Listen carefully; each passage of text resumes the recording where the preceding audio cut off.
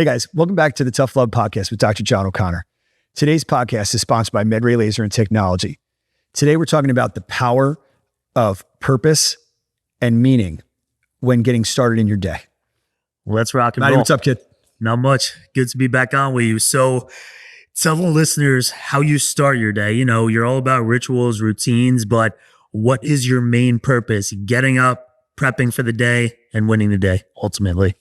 You know, it's a great question. And the one thing that I've pulled from a lot of ridiculously successful business entrepreneurs that use their podcasts to broadcast what they're doing, much like as I'm in the infancy stage, we are getting it out there. But the bottom line is I've always been an execution expert.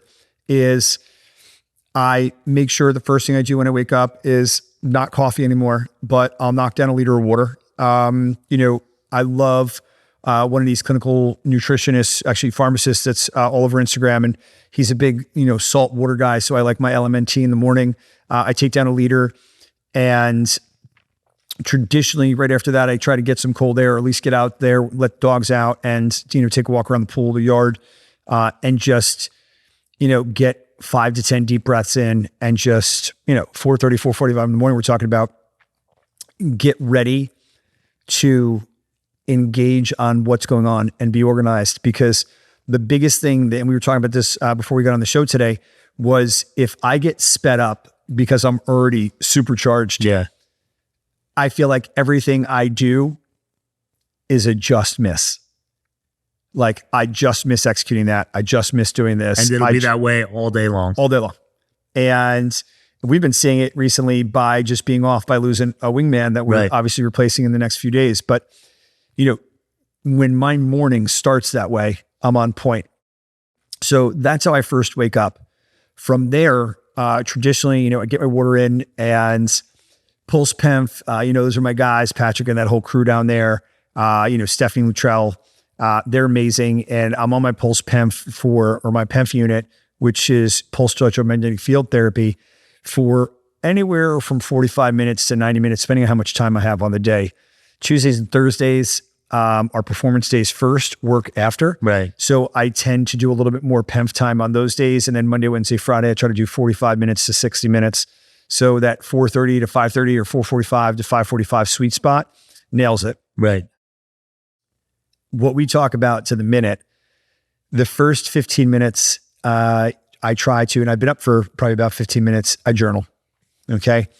And I basically write out any emotions that I may have woke up thinking about, or anything that just didn't sit right with me, to get it out of my head, so that way I can make room for what needs to happen, what I want to happen, and where I believe I need to transcend and go in my day and take the team with me, so that's a big one.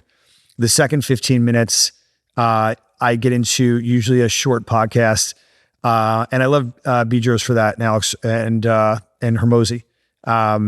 And I feel like they do a good job when they go solo. They give quick power bites. Right. And I feel like that's fuel for excellence. And then from there, what I usually do is get into a book while I'm, you see it, obviously I put it out there on the gram, but I'm on my iPad and I am organizing everything from the breakdown of how the morning should go, patient care, coaching, social media posts, everything that needs to hit hit in every way.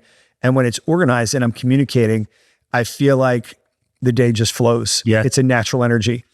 And it starts at 5 a.m. with our text back and forth. We know what patients in every room, what they're getting, what their time is, to where you show up, you know where to go right away. And to me, that's what's called winning the morning and ultimately winning the day.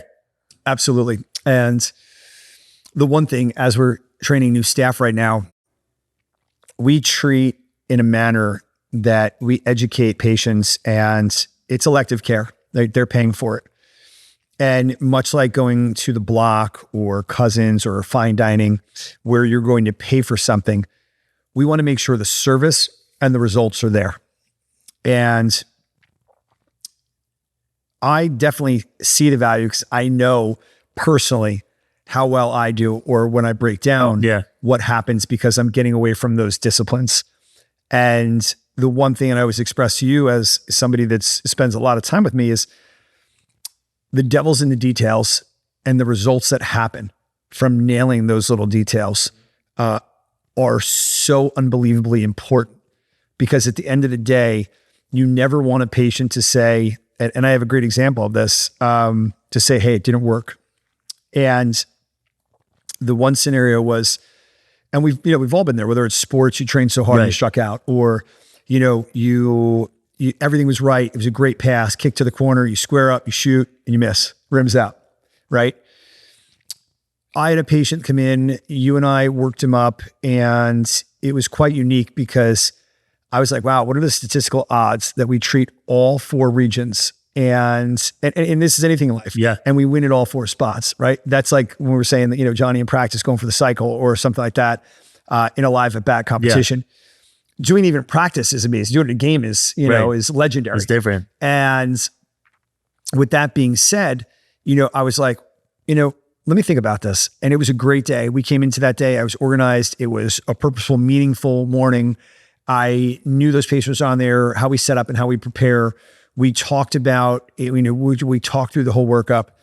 And the one thing, and I remember he was funny because they sought us out. And then it was a little bit of a sticker shock because it was pretty labor intensive. Yeah. And I expressed to him that there's a good chance as I walk through and take inventory of each spot and how he's healing, that it would probably be likely that 75% would have an excellent outcome and there'd be something that'd be lingering. And it was exactly played out that way. Yep. And I felt bad because I thankfully he wasn't like a superstitious person, because he'd have probably said, I jinxed him. But, I would have loved to be like, again, having that great game where everything's falling or, everything you're swinging at a double off the fence, was just that way. And when we got to the final visit, and really I knew the importance of that, started on the 6th or 7th visit. And I believe there was a vacation, came back, and his benchmark or bench line at that point was very good around the 8th visit, or again, at that point, 75% through his care plan. I believe his feet were at 70, 80%. Yeah, about 80%. Yeah. We would discharge for that, traditionally saying, hey, follow this program, you should be good. And then I believe the right elbow was coming along, and then the left elbow was lingering, but the right elbow was doing, significantly better. And went away, came back. And it was funny because, vacations are different beds, you're walking more, you're relaxing, you're not sitting at your workstation, whatever. And when you change habits, you get a set of new aches. And he came back frustrated, in pain. Everything was terrible. Nothing worked. And, obviously when you're taking detailed notes, and I don't care what type of business you do in life, it's walk through the steps, walk them back through the 75% point. This is where you were. This is where you were before you left. Now we're back here. And, when that happens, I think there was some frustration, and I took a step back, and I stick to my guns with regards to saying, hey, you know what? I think that if it was one of those days where I was rushed and really felt not so much panic is a word I'd use, but, just distress because we're running around, we're not organized. Right. We were so well planned out. And we had thought about this. And because literally before he'd become a patient and he was in the consultation, we expressed that this probably would happen. Right. Bringing him all the way back to that and being crystal clear showed him that, he had said, well, I don't find a value. And then I kind of read him through the notes, and he apologized. And he was like, wow, your notes are very detailed. At first I was frustrated, and rightfully so. I'd be frustrated too. But when we look at it, if 75% of the areas, plural, worked on are 70 or 80% that you've been struggling for a year, I'd say that's a win. And then we kind of forecasted and planned. And I never want to be salesy or sticky, Rob Gill taught me those terms. And, he spends a huge amount of time studying, elite billionaire salespeople. And I just, I told the patient, I said, hey, you know what? Let's get a treatment in. We went through our corrective therapeutic and neuromuscular education routine, as well as the full treatment of the core 4. And I said, come in on Monday. Yeah. And on he was me, all about it. consultation, 7:30, go through, we'll review everything, see how you feel. Walking through the door, he's like, busy all weekend, my feet are 100%. Everything feels pretty good. I'm pretty darn happy. My elbow's still lingering. And I said, hey, listen, today's not a TLC day. Today's a work day, right? And we biked. We did the upper body bike, the lower body bike. Had him walking backwards on the treadmill and a series of corrective exercises. And this isn't about leadership. Yeah. All right. And this is rather, I should say, this isn't about how to treat a patient. This is how to prove your point. Because when he went through and he realized, wow, I can't believe how organized you are with my routine.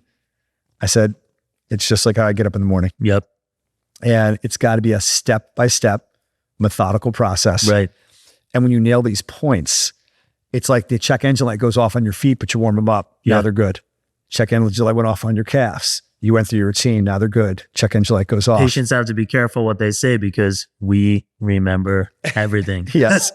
And, I was intrigued by that because as I went through all the body parts and then we went to the upper extremity, he definitely, and I think too, people are kind of have sticker shock because everything we have is Gucci, right, so to speak, right? Right. Our ice machines fully loaded are anywhere from 6 to 10,000, depending on the, with the cart and all the different attachments. The cryo machines, 15 to 17,000. Yeah. Every device we have, and those are the cheap ones. And it's one thing to have exceptional sciences and healing services we offer, but it's another to give exceptional service. And I think that's what separates us from the others around is how we present we the recognize service. It, right? Yeah. And I think it was frustration. And that's like anything in life, right? You want to make the gains. You're training for a fitness competition and it's hard. You're starving yourself. You can't go out. You can't drink. If you're going to hit this thing, like you have to be so strict and you want to quit. Well, guess what? When you're under care and you're getting better and you take 2 steps forward, 1 back, 3 steps forward, 4 back, you got to trust the process. Yep. Right. 100%. And when all of a sudden they start stringing a couple days together, They're like, okay, we could play. and they see it. Now they're like, hey, I got this. Yeah. Right. And so circling it all the way back, that was something today that when I was outlining my morning and even thinking about what I was going to do in the gym today, I was like, hey, you know what? I like to look at my whole day. God knows you get it at 5:30 in the morning and I have it down to bathroom breaks. Yeah.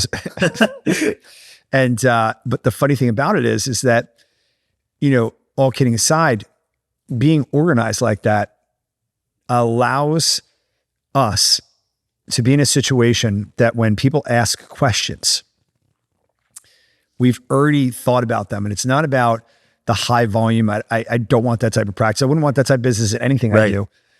I'd rather say if I get solutions for complex problems, then I should be compensated significantly for doing so. If I can make chronic problems subside or go to a point where the person could tolerate them for the remainder of their life and exist, I want to be paid accordingly. And, and I think that's one thing that I'm super proud of is that we convey that because that's something we do in our entire process. Yeah. We understand, hey, is this a brand new injury? Is this old? Is this, a forever injury? You've had it since you're 20, you're 55 now. And because there's one thing to be a salesperson and be, over enthusiastic and not understanding how to communicate to that person. And I think when we communicate to those people, it's no different than setting the expectations in the day. Yeah.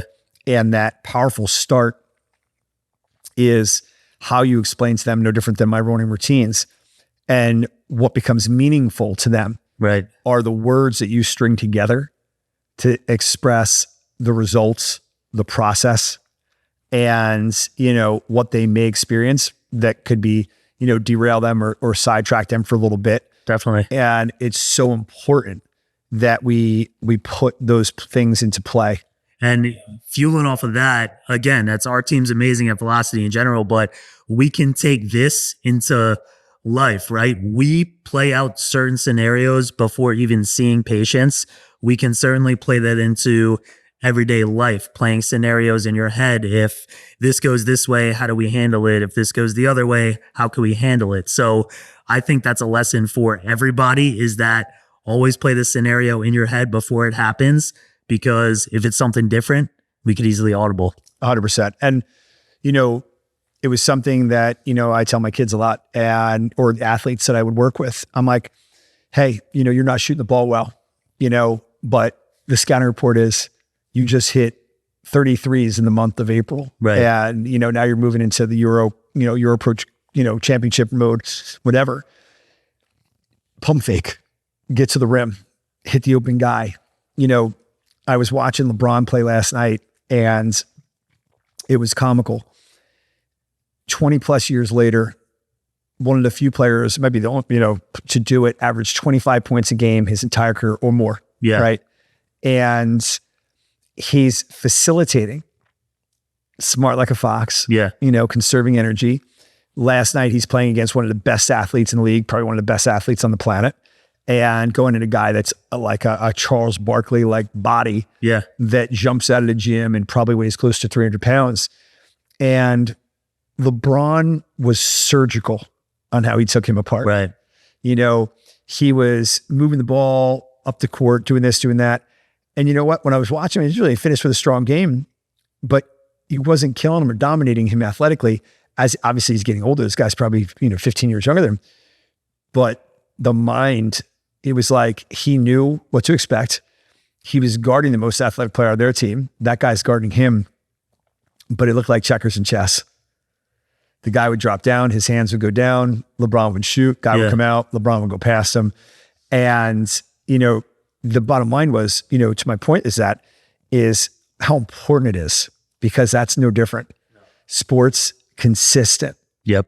Consistency wins championships, raises business from good to great, takes, average relationships into amazing relationships. And, we talk about relationships, let's talk about working relationships, right? Like, the last couple of weeks for us, we're going to look back on this when this hire comes and say, hey, you know what? We took some lumps. Yeah. We saw the importance of that third man or that third pair of hands, the importance of, I think we're putting gray hairs on Susanna right now, all kidding aside, she's young, but it's hard. There's a lot of moving parts. Yep. And me, my stress point is always, hey, and this is something I heard earlier, talking about Michael Jordan. Michael Jordan, much different than the 2024 pros, never liked missing games. Yep. And this is well before he was a billionaire, but he was probably the focal point of world dominance in sports as a sports, superstar. Right. That he wouldn't miss a game. Because if there's a father and son that paid huge money to come watch him, and maybe they didn't really have that money, and they scrounged and they got it together, and that might be the only time they ever see Michael Jordan. He wanted them to see. Made sure they wouldn't miss it. Yep. And that's something that I feel like that starts with that purposeful morning, meaningful. Your messages, when you get to whatever it is, whatever your job is, I don't care whether you're a banker, an attorney, a doctor, physical medicine, a surgeon, is you have a job to show up and be amazing. And when you do that, the people notice the leverage you create where, somebody may say, hey doc, you look stressed. And then you'll walk them through the day. Yeah. And I go, that's before 8 a.m. Right. And they're like, 100%. okay, you don't look stressed. You look like you're nailing it, know? So what else you got for me? I mean, just going off of that, I think it's so important with being in with rituals and routines, right? You said Michael Jordan, Tiger Woods this weekend. Pretty sure he finished 20 over, last in the Masters. I saw a video of him warming up on the range Saturday, lathering himself up in icy hot, patches on, had the Venom on warming up. He was hurting, but he showed up. He showed out. He could have easily withdrew. He didn't because he knew who was watching. I think we can relate to sports with family, our relationships, business, everyday life in general, because either way, you show up. There's always people watching you, whether you don't feel well on a certain day. Show up, give your best, and you can go to sleep saying, I did what I could. Might not have been a result, but we made it happen. 100%. And today's podcast I wanted this one to be short and sweet. And that's what I tell our listeners. All of us, regardless of what we think our job is, whether it's important or not, there's somebody that thinks it is. And when you show up, and you're present and you are engaged and you're in that moment, I really truly believe that those people around you gain energy and momentum and confidence because of what you bring. And I don't care whether it's, a school teacher leading the department, a head waitress, waiter, doctor, whatever the case, a coach, a player, a teammate, people in the pack draw energy. Yep. And it is so important for each of us to be a link in the chain to know, hey, our job is to hold on, left hand, right hand. Without a doubt. And when you do that, it's amazing. It's like the left pulls in the right and you're building this momentum and confidence. So today I loved it. Like I said, a purposeful start, being organized, getting into the day, that for me, I like getting up super early, especially there's a couple of days, like even tonight's gonna be early night. I love getting in anywhere 7 to 9 hours of sleep. And when I wake up in the morning, I hit the floor like, everybody's saying, oh God, he's up, because I hit the floor running. Yep. And, I'm thankful for that. And I think for the listeners, that's something that we want to make sure that we're like, hey, whatever your meaning, whatever your why is, okay, remind yourself that every day. And whatever those hard times, the difficult times, those tough choices you have to make, remind yourself that if you haven't made them yet, build up that confidence. Show up. And if you do that, you're going to be that much better off. So anyway, guys, thank you so much for joining us today. Today was a short and sweet podcast. It was all about, the importance of nailing your daily routine, meaningful reasons for doing stuff, and the whys. And again, when you're showing up, it's not just about you, right? Your team, if you're a service provider, the people receiving it, and being there and over delivering has so much more meaning than most times people realize. That, it's not what you do, it's the energy you put in it, the love, the care you put into it. And that goes so far. Anyway, thank you so much for joining us. Again, if you find value in this podcast today, please share it, comment on it. We love that. A review is always awesome. And thank you so much. See you soon.